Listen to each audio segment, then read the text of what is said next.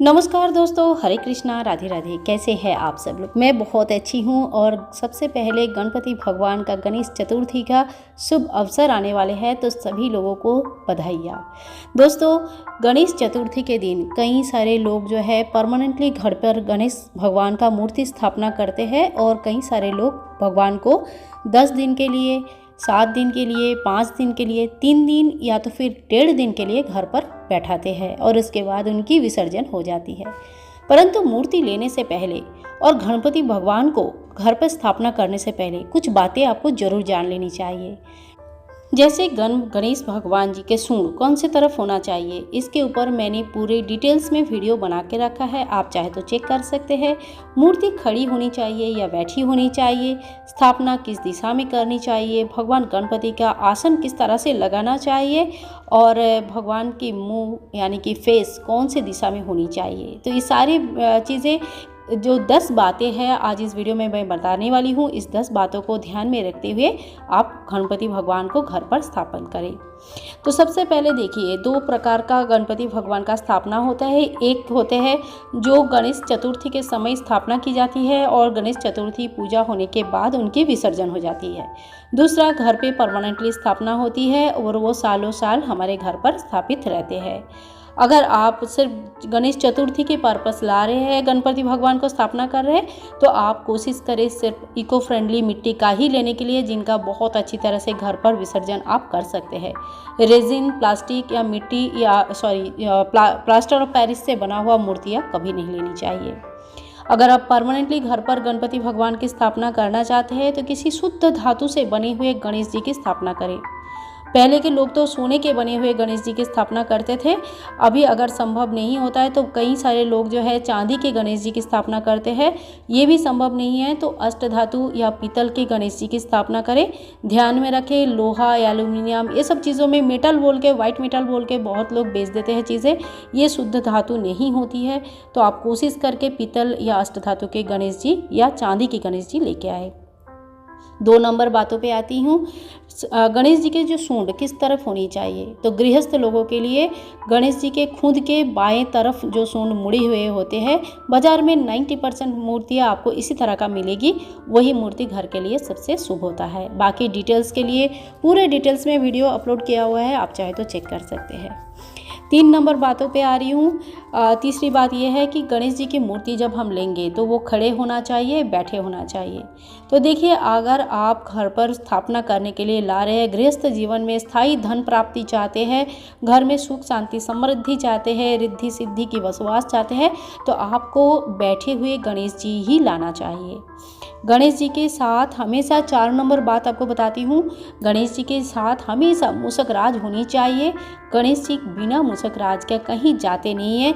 तो गणेश जी बिना मूषक राज के उनकी वो बिल्कुल खुश भी नहीं रहते हैं, तो मूषक राज उनके साथ जरूर ले। अगर आपके पास ऑलरेडी गणपति भगवान है और मूषक राज उसमें बनी हुई नहीं है, तो आप छोटी सी एक पीतल की या चांदी की मूषक बनाकर उनके साथ स्थापन कर सकते हैं। इस गणेश चतुर्थी के दिन मूषक राज को भी स्थापन कर सकते हैं। 5 नंबर बातों पे आती हूँ। 5 नंबर पे ये कहा जाता है कि गणेश भगवान का जब आप आसन लगाएंगे तो गणेश भगवान का पीठ हमेशा दीवार के तरफ होनी चाहिए, क्योंकि उनके पीठ में ना अशुभता का वास होता है और उनके फेस मतलब उनके फ्रंट साइड में शुभता रहती है। तो हमेशा गणेश भगवान के सर जो फ्रंट साइड है वो हमें देखना चाहिए और जो पीठ है वो दीवार के तरफ होना चाहिए, वो किसी को नहीं देखना चाहिए। वैसे किसी भी भगवान का पीठ हमें नहीं देखनी चाहिए, ना तो सिर्फ गणपति के नहीं, किसी भी भगवान का पीठ में जो है अधर्म का, अशुद्धता का वास होता है, अशुद्धता का वास होता है, इसलिए पीठ हमें हमेशा अवॉइड करनी चाहिए।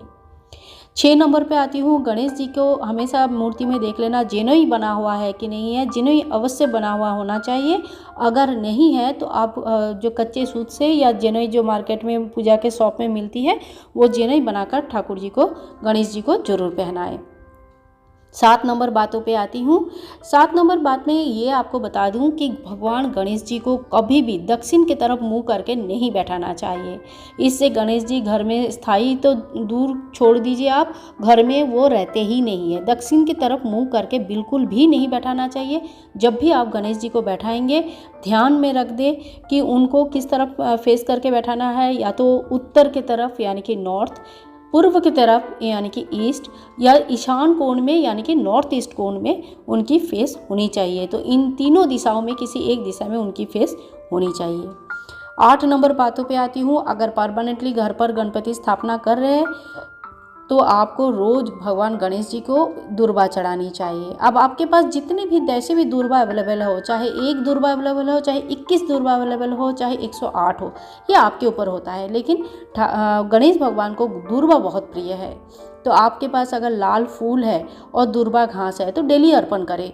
बुद्धि रिद्धि सिद्धि जो भगवान के साथ रहते हैं ना, तो घर में विचार बुद्धि अच्छे होते हैं, घर में सुख शांति समृद्धि हमेशा रहती है। तो गणेश जी को एक लाल फूल और दुर्वा घास जरूर अर्पण करें। अगर डेली संभव नहीं है तो कम से कम बुधवार ये काम जरूर कर ले। 9 नंबर बातों पे आती हूँ। गणेश जी की जो चतुर्थी के विशेष दिनों में, गणेश चतुर्थी या गणेश जी के जो संकट चतुर्थी आते हैं, उन सभी दिनों में 2 सुपारी रिद्धि सिद्धि के रूप में प्रतिष्ठा करके उनकी भी पूजा करें। इसमें गणेश जी की घर पर स्थायी बसवास होती है।